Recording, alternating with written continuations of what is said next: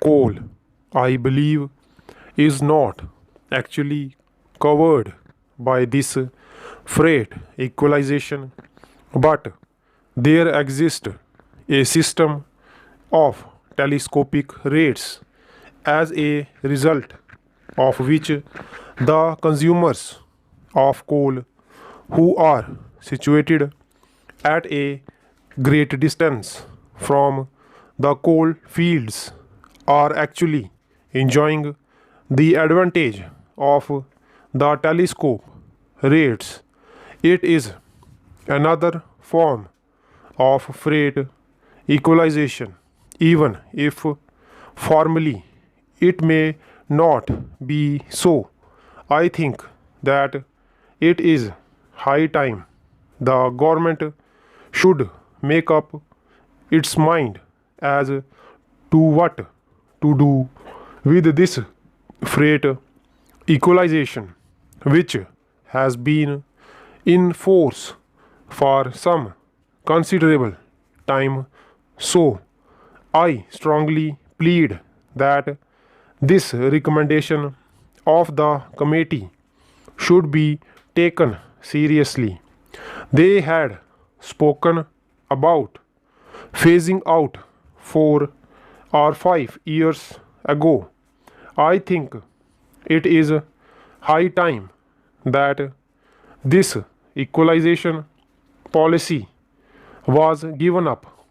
It is working to the advantage of some states, but it is working against the interest of other states. Therefore, it becomes an issue not of harmonious reconciliation of interest, but it becomes an issue of controversy and dispute and adds to interstation.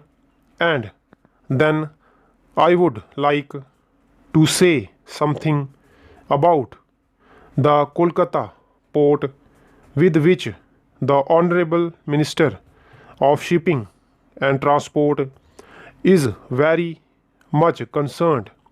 This report has spoken about the phase that most of our inland waterways are facing very serious hazards, that is to say, hazards of shallow water, erosion of the banks of the rivers, and so on.